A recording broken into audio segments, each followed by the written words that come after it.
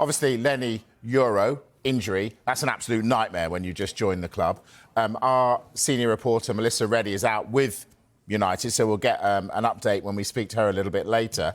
But, James, do you think the fact that he's injured could change their recruitment plans this summer? Well, I think there is a concern from a Manchester United perspective over the extent of the damage that Lenny Yoro has suffered, because we've seen him on crutches, we've seen him in a protective boot. I mean, Manchester United would say that's frequently used as a precautionary measure as they wait to see what the damage is done. And we will hear from Erik ten Hag. United playing against Real Betis, 3 a.m. in the morning. We hope to hear from him later on this evening to find out what the latest is with Lenny Yoro. Now, it's our understanding when it comes to potential incomings, United will only be going back into the market for a centre-back if there's a departure in that area rather than an injury to Lenny Yoro. We wait to see how long he may be out for. And Victor Lindelof, his future could be absolutely key here. He's into the final year of his contract. There's no discussions ongoing about a potential extension. And in terms of live options, United's stance in this transfer window, the first summer window under Ineos, they want to have multiple live options in each area of the pitch they want to strengthen in. And we know dialogue remains open with Bayern Munich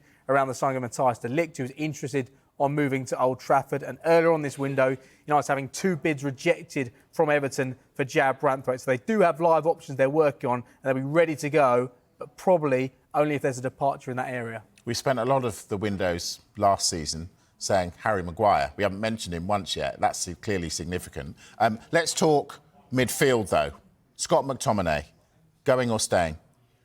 Before I get onto Scott McTominay, it should be noted here the approach for the rest of the window as far as United are concerned. And there's 2 key things here. Budget and squad space. And I've been mentioning those a lot, but it is very key to what United are going to approach the final month of this transfer window. Simply because they will have targets in midfield.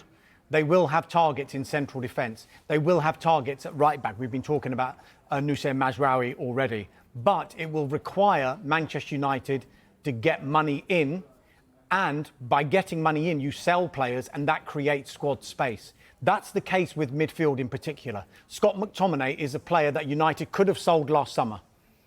West Ham United, we think, had agreed a deal, but in the end, he stayed. This summer, Manchester United, publicly at least, don't want to sell Scott McTominay. Erik ten Hag has come out and said he's an important player, and he has been. Despite all of the woes of last season, he was one of the few positives for Manchester United last season. He scored 10 goals for them last season in a struggling team. But this time, we've seen Fulham really pursuing a deal for Scott McTominay. They made a bid of around £17 million earlier on this transfer window. That was rejected out of hand. We expected them to come back in. Now, in the meantime, they were focusing on Emile Smith-Rowe. Once that one is completely done and dusted, we expect Fulham to go back in with an improved offer to Manchester United for Scott McTominay. They will have competition because Galatasaray are interested in McTominay as well. Now, I've been saying they're not actively looking to sell. However, if a good enough bid was to come in, it is something that United would have to consider, because not only would it create that squad space, it will give them the money maybe to pursue one of the other targets that they've got. Now, in previous windows, we've seen Manchester United maybe being a little bit too reactive.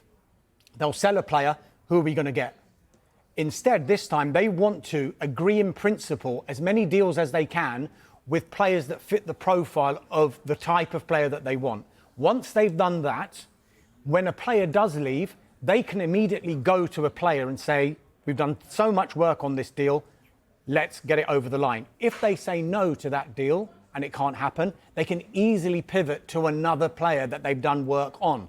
So that's the approach Manchester United are taking. It's not rocket science. It absolutely isn't. It's what every other well-run club does. Would have done. But it just seems to have been something that United are visibly doing since Ineos have come in, because they've noticed what is happening before was simply unsustainable. These other targets that we're talking about potentially coming in, Manuel Ugarte is one from Paris Saint-Germain. Dialogue is still open between United and PSG. PSG want too much money as far as United are concerned, so there will need to be negotiation on that asking price. Youssouf Fofana is another player, but he's interesting a lot of clubs in Europe, notably AC Milan. Sofian Amrabat, who they had on loan and an option to buy for 20 million euros, that's still on the table. They don't want to pay 20 million euros, though. They want to negotiate with Fiorentina to bring that price down.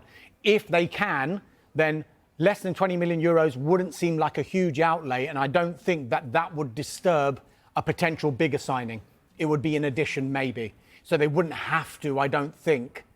I could be wrong, but I don't think they'd have to sell 2 midfielders to bring in 1 midfielder plus Sofian Amrabat. Yeah. Amrabat could come in because of the price. Do they definitely want him, or is he just, like you've just said, is he just an option in case?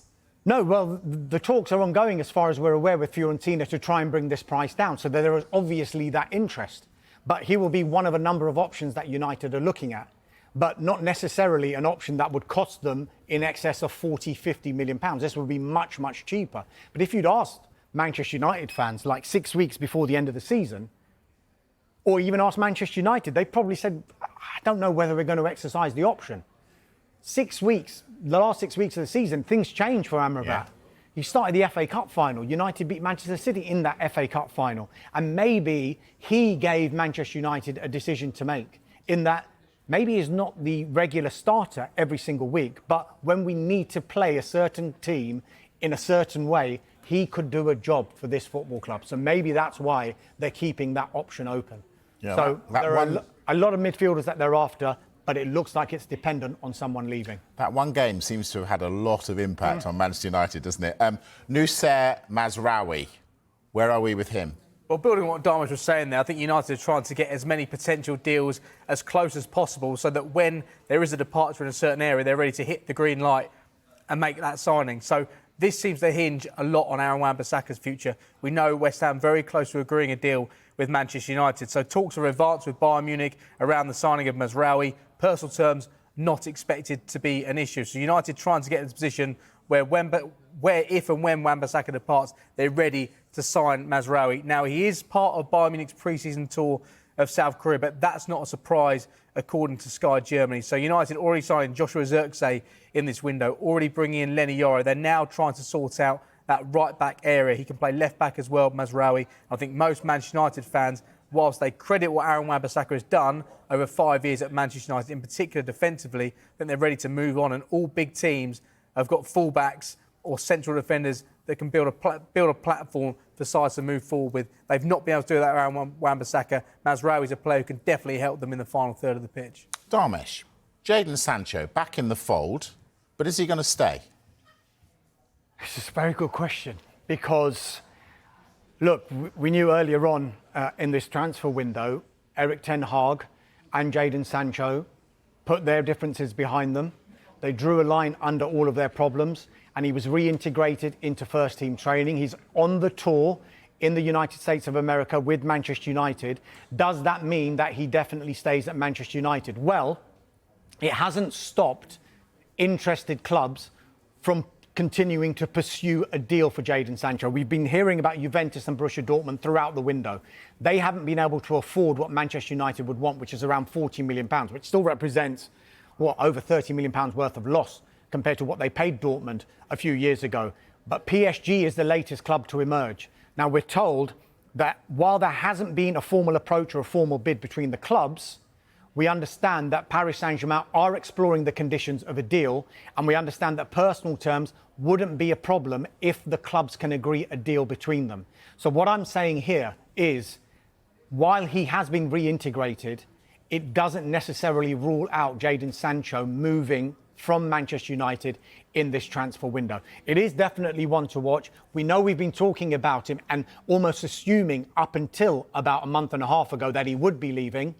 He stays at the moment, but it hasn't been ruled out that he goes. No.